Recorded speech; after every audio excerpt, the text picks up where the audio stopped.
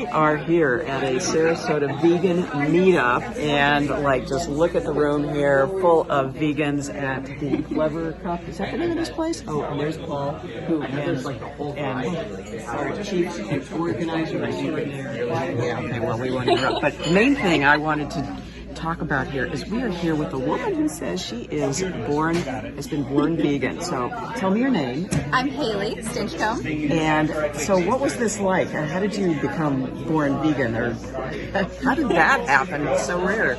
Yeah, well, my mom actually went vegan when she was in high school. And I mean, it's just so amazing because at that time, I guess there was nothing, if you want to think about it, no resources or anything. She was basically living off of raw tofu and didn't even really know how to cook it.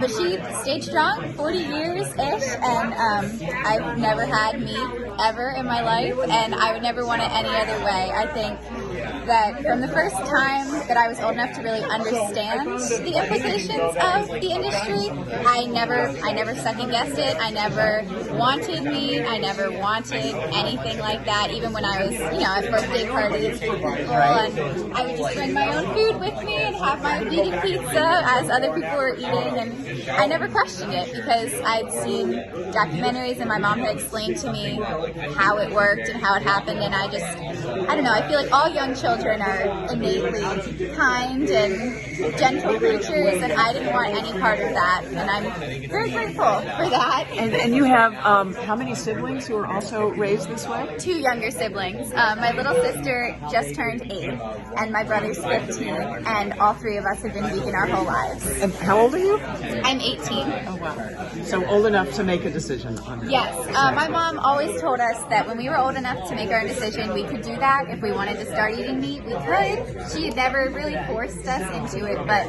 I've known probably since I was in elementary school, middle school, that I never wanted to change it because I've educated myself enough, and I know that this makes me feel good, and I also know that I'm doing good for the planet and the animals. I would never want to change it. Have you ever been tempted to taste meat?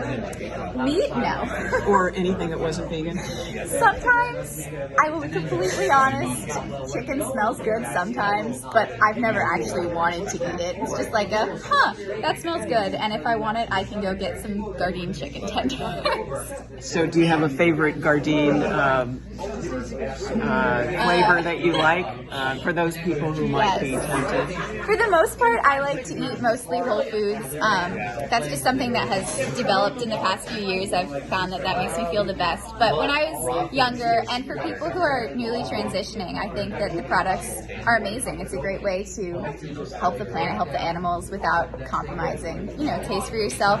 Gardein, I love their orange chicken. Their orange chicken is very good. So for people who might be saying, okay, there may be some health issues being raised vegan, what would you say to that? Absolutely. I've actually gotten a lot of blood work done over the years for other reasons. I had some health things when I was younger that were completely unrelated to veganism, so I've had a lot of blood work done. And I will say that I have never been deficient in anything except for vitamin D, which is my own fault for not going outside.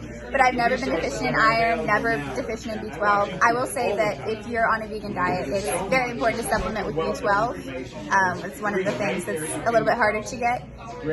But because my mom knows so much about it, she's always been very good about making sure we're getting everything that we need. So what are you doing for vitamin D? For vitamin D, I sometimes take a supplement when I remember to, but for the most part, I'm just trying to get outside more. I haven't had blood work done in a while, but I think now that I'm living in Florida, I'm probably good on that front. So you moved here from Maryland last August. Yeah. And why was that? I moved down last year to be a trainee with the Sarasota Ballet, and then So I guess you get plenty of energy then. Yeah, absolutely. I would say that one of the most common things that people ask when they find out you're vegan, as I'm sure everybody has experienced, is where do you get protein? And then some people ask about B12. But then I also get a lot, I'm asked how I have enough energy to dance, be a dancer, because, we dance from 9:30 in the morning to sometimes 6 o'clock at night. Wow. And I will say that I've never had a problem with energy. I feel my best when I'm eating plants. I feel less less energetic when I eat some of the Gardein stuff or processed foods. I feel like this is a good way. So, what is a typical day for you, eating-wise? Especially to fuel what you do. I've found through a lot of personal experimentation. For me, breakfast is usually some type of homemade muffin with oats and bananas and stuff like that. Good complex carbs. And then I always have a lot of fruit and then some sort of protein. And then for lunch, since we're dancing all day, it's more like a snack whenever you can to get fuel. And I do have some prepackaged bars, which are not the best for you, but they're a good compact source of energy. And I have usually a lot of fruit throughout the day, sometimes some veggies and hummus, sometimes some trail mix, anything that will give you long sustained energy, because sometimes, we have 2 hours of classes and then can have anywhere between 1 and 4 or 5 hours of